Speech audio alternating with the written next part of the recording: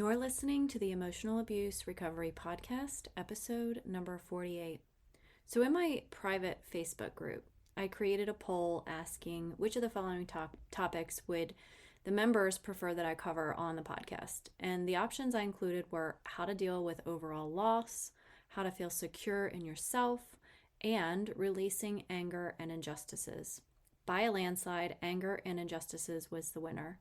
So that's exactly what I'm going to be talking about today. I want you to know that if there's something you want me to address, you're always welcome to send me a DM on Instagram or Facebook, or you can email me and just let me know. I want to help you, so tell me what you want me to cover. I've spent a lot of time practicing my healing as well as helping other women just like you. And this podcast was created with your recovery in mind. All right, so I understand that anger and these feelings of injustices come up a lot, and I have felt them myself. I'm going to help you with this today.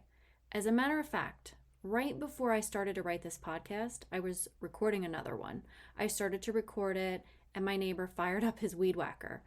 I don't have a soundproof booth where I record my podcast. I literally just turn on my computer and hit record right in my office. So because I live in a neighborhood with a lot of people, when I choose to record really matters. Kids play, dogs bark, trains blare their horns. Like, this is my life. This is reality for me. And these things I cannot change. So when my neighbor started doing his yard work, my immediate feeling was frustration and anger. And it was a blip. It came in and disappeared so fast that I barely noticed. I did notice because I had to stop recording, but I know how the brain works. And that anger and frustration was a neural pathway saying all kinds of things in my subconscious mind that created those emotions. Luckily, I've done a lot of reprogramming work to change this neural pathway from taking hold. In the past, it would have been impossible for me not to be upset, annoyed at my neighbor, thinking about his stupid weed whacker firing up over and over. And this would delay my progress, overtake my mind, and keep me in a really low vibrational state of ill will, and it was hurting no one but me. And this is just like how in the past, I would have been consumed with rage at my abuser for all the things that were happening in my life that just weren't fair. This is exactly what I'm going to be exploring with you today on this podcast. I will be giving you steps that you can take when anger starts to surface. I will teach you how you can not only stop the anger in its tracks, but how you can prevent it from happening in the future. So if you struggle with that, this all-consuming fire that I'm very familiar with, that you're probably familiar with too, stay tuned because this episode is for you. Welcome to the Emotional Abuse Recovery Podcast, a podcast specifically designed to help you heal after a toxic or narcissistic relationship.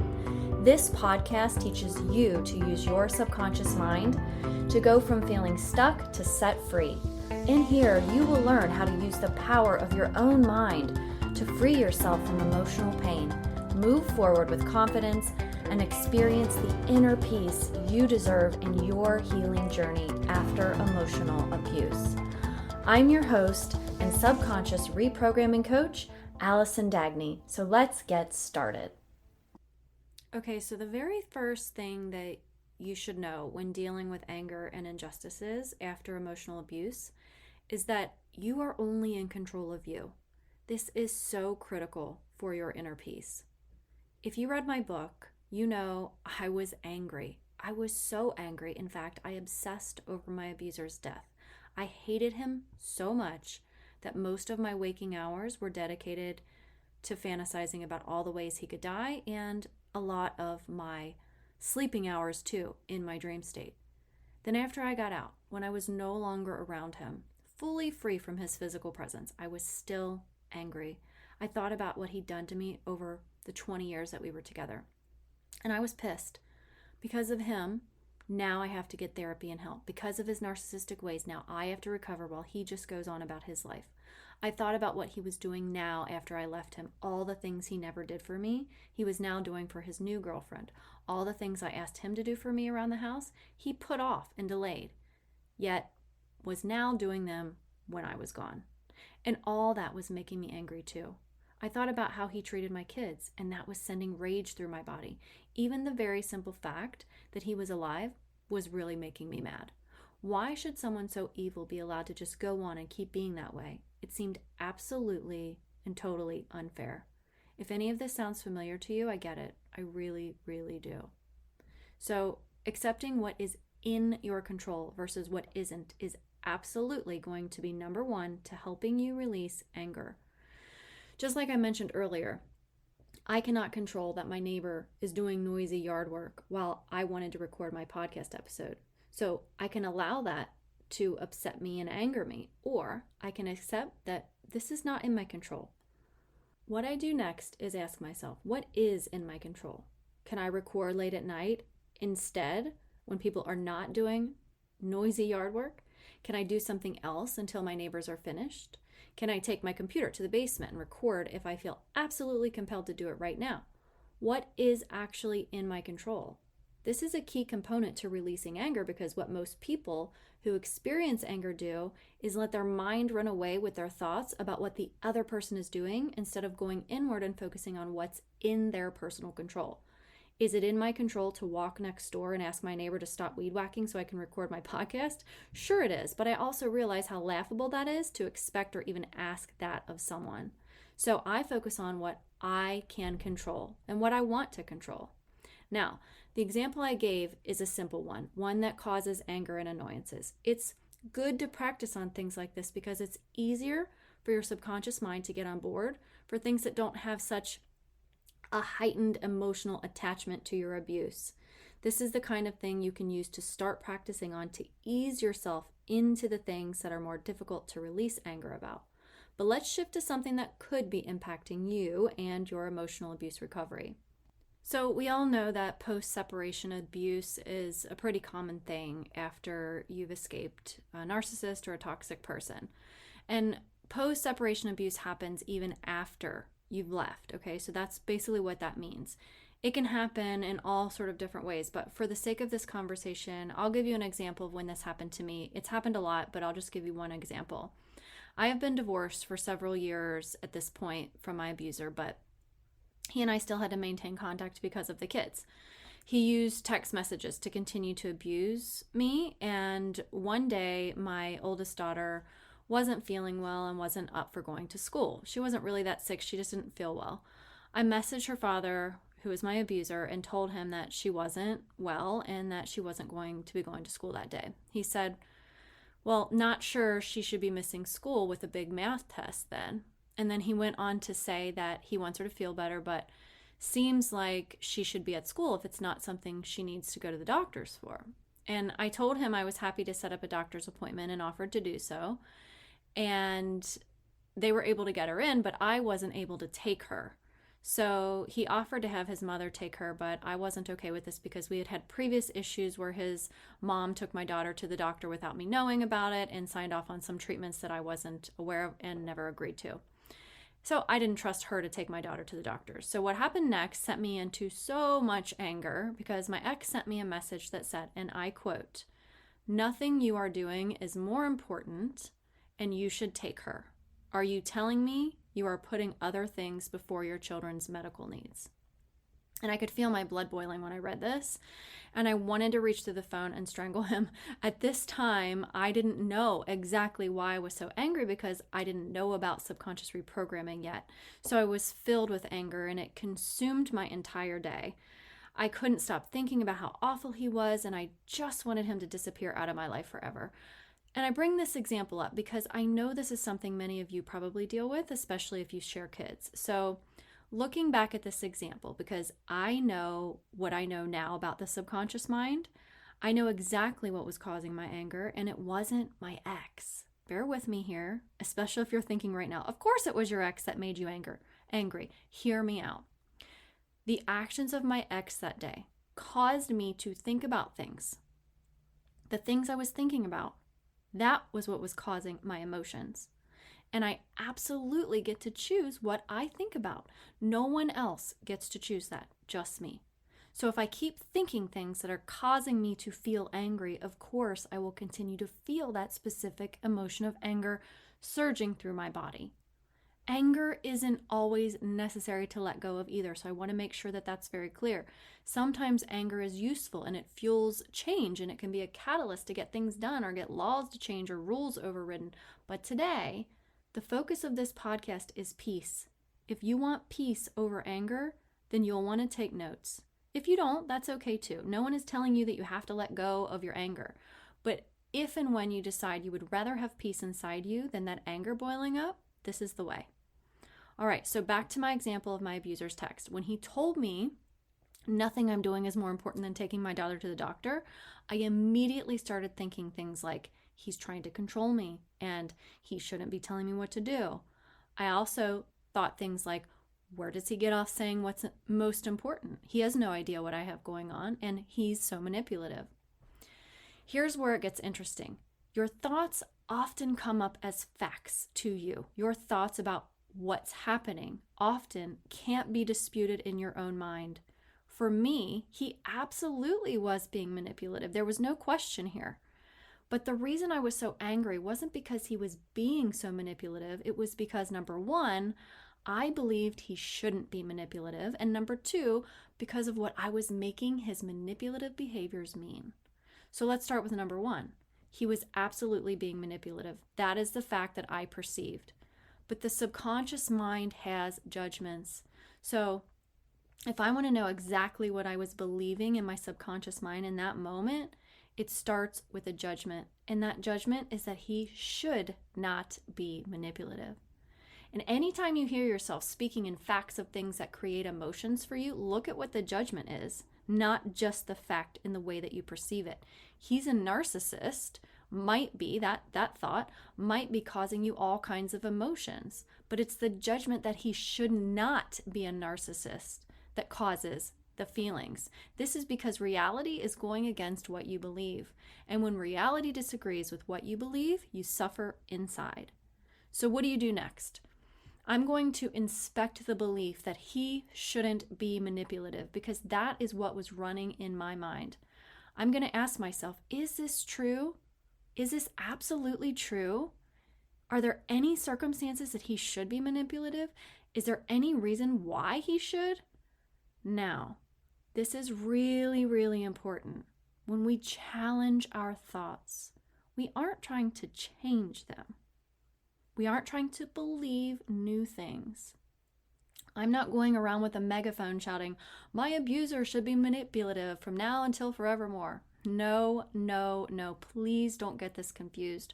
In order to stop feeling the emotions that are created by the original belief, we have to consider other things. What happens here is it relaxes the neural pathway in your brain that is repeating a belief that disagrees with reality. This is exactly why we have to accept what is not in our control.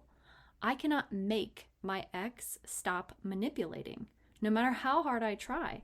Can I influence? Sure. Can I call it out? Of course. Does it mean he will stop? No, not at all.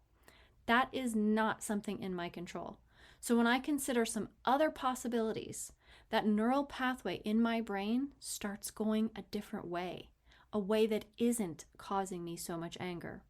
So let's explore this in detail. Are there any circumstances or any reasons that my ex should be manipulative? I'm just going to be open to this idea. I'm not saying I believe it. I'm just going to be open to it.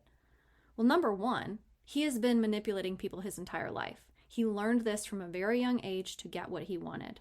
It worked for him at some point, and it has worked for him for years. So he uses this tactic to get what he wants because that is his number one goal. This isn't me justifying his behavior. So I want to make that clear. This is about me wanting peace when he's manipulative, which I cannot change. I want to be able to feel good inside myself even when he goes on being him, even when reality is reality. I still want him to stop being manipulative, right? But I realize and accept this is who he is. He is a manipulator. I can only work with what's inside of me to release the anger. All right, so let's take this a little bit deeper. So I think of an example of when his manipulation benefited me somehow, okay? So now you might think immediately, how in the world could manipulative behavior be a good thing or benefit me? But this stuff takes practice. You get yourself really relaxed and you look for other possibilities. You're just open to other possibilities. This is what changes your brain and gets you out of that anger. If you're not ready, you're not ready. And it's okay. I wanted to hold on to my anger for a really long time. I felt protected by it. I felt like it was holding him accountable. Eventually, I got tired of feeling anger and practiced letting it go. You can do this anytime you want. No one is forcing you. But if you're listening to this, it might be something you'd like to try. So I show my mind something to relax that neural pathway in my mind. I kept that text message from him, and that text message was proof and evidence to support my case that he is, in fact, a manipulative abuser. I was able to use that text message in court to show the judge that not only was I emotionally abused in our marriage, but that it still continues post-separation. And guess what? That helped me win when he filed a motion against me to force me into communication with him and a co-parenting coordinator, which I was strongly opposed to. His manipulative behavior actually benefited me. I hold that feeling of triumph, and I now welcome his manipulation because I know I'll be able to use it against him every single time in the future. And that certainly doesn't make me angry. It makes me feel secure. So do you see how just shifting your mindset and looking for other possibilities can actually lessen the anger? Just a little shift in your thinking can make a huge impact. All right, so number 2, as I said earlier, is what I'm making his manipulative behaviors mean, which is causing the anger. So when I see or experience the manipulation, I am automatically assigning meaning to this behavior. And for me, I was making it mean he's going to push me around and that I'll be controlled again. But again, these are just thoughts. They aren't necessarily true. I just needed to show my mind a different story so that the anger didn't keep showing up. The story repetitively is what's causing that emotion. And you can do this too. It just takes some intention and some practice. Now, let's shift over to talk about injustices. Things that are not fair. Things that you just can't get out of your head. Things that keep you angry and crying. Things that feel absolutely inconsolable. I am not naive to know that there are things happening to you that are completely unfair and totally unjust. Courts rule in favor of your abuser. People don't believe you. Friends betray you for the person who hurt you. Your abuser has brainwashed your children. This is actually one of the most difficult things to release when it comes to shifting your subconscious mind. In fact, releasing anger is not one of the first things in my coaching program that we tackle because there is so much resistance to it. It's one of those emotions that we ease our way into because if not, the brain just goes haywire, freaks out, and refuses to cooperate. Again, which is why I say to start with the little things, things that annoy or irritate you, like neighbors weed whacking or dogs barking when you're trying to sleep or any number of pet peeves and annoyances. Your brain can't go from 0 to 100. It's a process. It takes practice. Just like you wouldn't jump off the high dive without knowing how to swim. You start by putting your toes in the water. You learn to hold your breath. You practice with floats and support. It's the exact same thing. Doing something like this takes gentleness. It takes personal compassion and kindness for yourself. And it also takes some support, which is why I am a coach to help you if you get stuck. So what do you do when the hand you've been dealt is totally and completely unfair? Well, first, I'm hoping that you've practiced some of the things that are easier to release, those little annoyances and pet peeves. Then, write down what you're thinking when those injustices happen. When the judge rules in their favor, what is going through your mind? What specifically are you believing? And ask yourself, what would it mean to let go of this anger? Because that answer could be a source of your resistance to feel the peace that you really desire.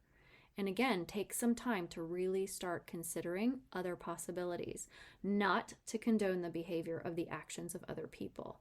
Your brain doesn't know the difference between right and wrong, good or bad. It doesn't even have a concept of morals and values. We do that. It only knows and believes what you tell it is right and what you tell it is wrong. And it always goes right along with you. Now, I also promised you I would help you get ahead of some of these things, and you can do this with some simple action steps. If you know that something is going to happen in the future, let's say you know you always get angry when your ex picks up the kids because he's always 15 minutes early or maybe 15 minutes late. Doesn't really matter. When he picks them up, let's say he isn't on time. This is a repeated pattern of behavior, and you know this is going to happen again and again. So to get ahead of these kinds of things, what you do is you write down what you're making it mean. It means he doesn't respect my time. And remember when I told you earlier, look for the judgments here. And it's going to mean something different for everyone. The fact is, if this is the fact that you see, he doesn't respect your time, but what is the judgment that you're making about that? The judgment is, he should respect my time. Then keep going. Write it all down. There's probably a lot more than one thing in your subconscious mind that will cause that anger. It's like an iceberg, right? The lower part of the iceberg is where all of the subconscious beliefs reside.